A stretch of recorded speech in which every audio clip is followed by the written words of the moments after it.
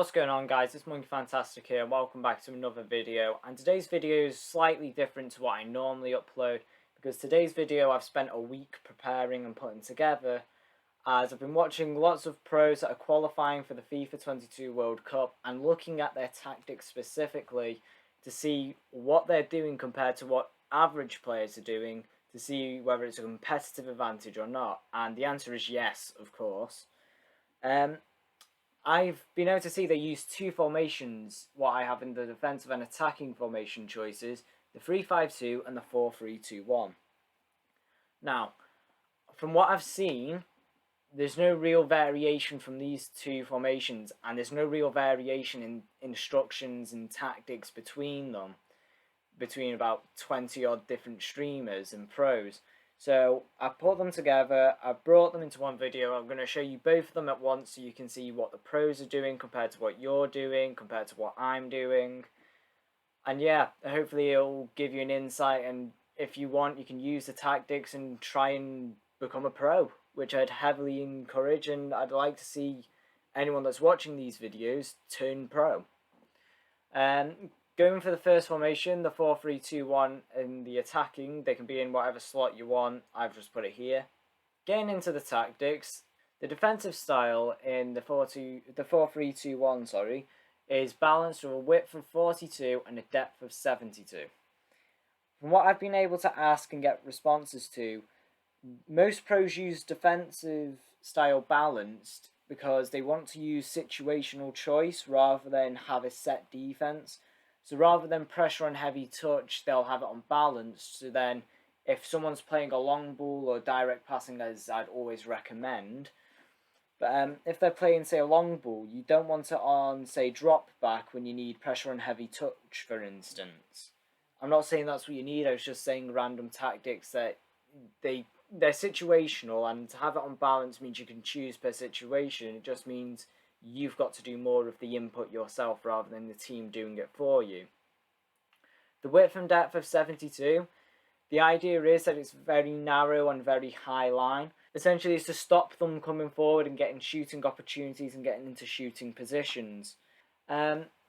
Offense, build-up play and chance creation, bounce and direct passing. If you're using anything else, you're really missing out. This tactic, well, these two tactics together, they get so many goals for you, and they're so effective for this FIFA that to not be using them, you're really messing up your own tactics in a way. So yeah, always balance and direct passing unless you're playing a certain style like counter attack, but even then these still work heavily on counter attack.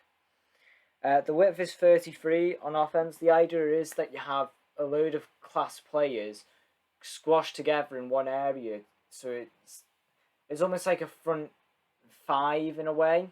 So you've got so many players attacking the two centre backs or the three centre backs that you're essentially overloading them and giving them an attacking overload that is really hard to defend. The players in box 4 also help for this because, say you're countering, you're going to get lots more players in the box than normal, and yeah, it's just really good to use. It's really effective with the formation and the instructions I'm about to show you. Corners and free kicks on 2. From what I've seen with pros, it gives them more chances of getting a rebound, and it stops the defense getting the ball and just running out of the box with it and starting a counter attack on you, which is really good. I normally stay with 1 to keep my players on the edge of the box so they can just run in and stop the players on the way out of the box. However, it doesn't always work, and from what I've seen, using 2 does work a bit better, so here you are in the pro tactics, you've got 2. Onto the instructions. I'll go from the defense to the attack because I think it'll be easier to explain in that way. The goalkeeper and 2 centre-backs, they're unbalanced, don't change anything on them. The right back and left back, your more attacking one, which in this instance for me is João Cancelo, and in most instances is the left back. I would have it on the right back being on stay back, whilst the left back's on overlap and balance for the rest. This creates an attacking overload on one side because wingers and wing backs, the wing backs will always cover the left or right forward in this formation specifically, So that gives João Cancelo the opportunity to go around and get into a position for the ball to be played so he can whip it into the box or cut inside. So it gives you an attacking overload and an attacking numerical advantage because no one's going to be marking Cancelo. The central centre mid, this is where you want your powerhouse to be. Can I please go on to him? Thank you. This is where you want your powerhouse midfielder to be. In my case, I've got Fernandinho. You could easily use Emerson there. But in my case, I've got Fernandinho, a powerhouse that's going to stay back. He's going to control the middle with Emerson, your left centre mid. And yep, it's just very effective in that way. You can just hold the midfield and then leave the rest of the players to push forward. I'd always recommend a class player here, someone like Fernandinho or an AOR or a Guendouzi. Just someone strong, good at passing, and is able to defend. Your left centre mid, because Cancelo's pushing forward, he's going to be going into, say, a left mid position as well as a left back, which means Emerson can cover centre to make it a 2 in midfield. However, Emerson does push forward and go to the edge of the box, meaning you want someone with good shooting, preferably right-footed, who can send a good finesse shot in. Emerson isn't a finesse shot taker, but he's got pretty decent long shots and is good at pushing forward and getting the ball on the edge of the box. My right centre mid is Kulusevski or Kulu. I have cover wing, everything's unbalanced for him. This is because he's going to go forward, he's going to get the ball near the edge of the box, and he's going to be the one doing the majority of the finesse shots on the edge of the box. He's really effective at it from what I've been able to use him for. So you want a good shooter, of course, preferably left-footed. Someone like Messi would really do well here.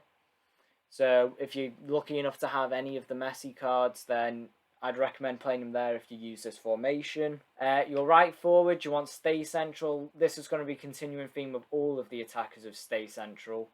And that's all you're going to have on the right forward because he's going to go into the middle and act like a 2 up front with what I have Payet. Payet, he has stay central getting behind. You want him here mainly because he's a faster, good at shooting but faster player compared to Kane.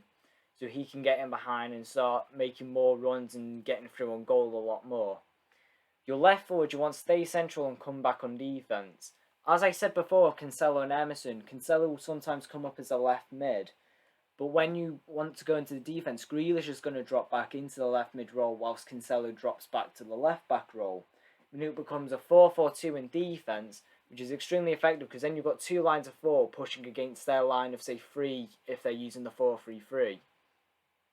So it's very effective in that sense, and it's essentially 2 formations in one, which I find pretty interesting. With the front 3 specifically, I'd have someone that's good at sending long shots and is a good playmaker as the left forward because they'll drop back into midfield for the 4-4-2, as well as being as a striker in the attacks. I'd have a good long shot taker and a good header on the ball because Cancelo is going to be sending in crosses, so you want your best header on the right forward role because he's the one going for the ball more often for the corners and the crosses. And you want Payet, for me, in the middle because he's a faster player, as I said before. He's going to be running in behind and trying to get all the through balls over the top. Going into the 3-5-2, the defensive style is balanced again. Width is 46, the depth is 62. As I explained before with balanced, as a defensive style, it's purely situational choice. The width and depth, it's meant to be a narrow formation with a decently high line, but not as high as the other one due to the fact it's a free back. The build-up play and chance creation, as always, balanced direct. I don't need to explain this again. The width is 50. From what I've seen with all of them, they all had between 45 and 55. But the majority had 50, just leaving it as the basic. So that's what I've went with this formation and the tactics I'm showing you, mainly because it was just the average number of who had what. Sometimes you can drop to 48, sometimes you can go up to 55. It's optional, depends what's working best for you. However, from what I've seen, the majority of the time, it was 50 width. Players in the box is 6. This is again to try get counters going. It means you're going to get more players running into the box. Your left and right mid / wing backs specifically will be getting into the box. And corners and free kicks again, both on 2, as I said before. It's the exact same reasoning. There's no change here for the majority of the tactics. It's just because of the different formation, different style in a way. That's why it's slightly changed. The instructions, I'll go from defense to attack again just to keep it in line with the other one. The centre backs and goalkeeper, you change nothing. The centre mids, I have on stay back attacking, cover centre, and that's all you're going to have on them. This is because they're going to be the only two controlling the middle. They're going to control the whole line from where Kuleveski is to where Cancelo is. They're controlling all of that as a duo, meaning the whole middle of the pitch is controlled by two players compared to what opponents normally have of a forward or a free. The left and right mids, they're the exactly same instructions on both of them. Come back on defense and get into the box. This is because they're going to be going up as say, wingers, making the front five that I said before. And you're essentially going to have lots of class in one position, but when you're going on the defense, it's going to turn to, say, a 5-back, a 3-back with attacking wing-backs. But it normally turns into the 5-back, making it really strong defensively, but really strong attackingly. Your cam, you want to stay forward, nothing else. This is creating a diamond and a spearhead at the same time to lead your attacks through the defense line and to push any defense, whether they've got Chiellini, Chris Smalling, UECL. I've seen him pop up a lot recently. But yeah, it doesn't matter how good the defense is. This trio is going to be running through the middle. So if they've got a 3-back, it's a 3-on-1 because they're only attacking the middle centre-back. And if they've got a 2-back, then it's a 3-on-2. Your strikers, you want to change absolutely nothing. Keep them how they are because you want them open for all passing options, open for getting in behind, open for absolutely everything. I cannot stress this enough. Do not do anything to your strikers because it may take them time and it may take you time to get used to the tactic style. So it may be urged to you to say get in behind or stay forward on one of them, but like I said before, do not change anything. Leave them unbalanced. What I would recommend though is having one that is faster significantly and the other one that's decently good at passing but is powerful shots. And I have that link up with Payet and Kane. If you want to make it more of a playmaking in the left strike position or on the left hand side, I'd throw what I have as Grealish, my cam. I'd throw him there and put Kane as the cam. So he's the one staying further back behind and sending long shots into the net, of course. Alright, that's it for the tactic video. If you enjoyed, please leave a like, comment and subscribe. It's perfectly free. You can change your mind later. And I'd really appreciate the support. But as I said, that's it for the tactics. And I'll see you all next time.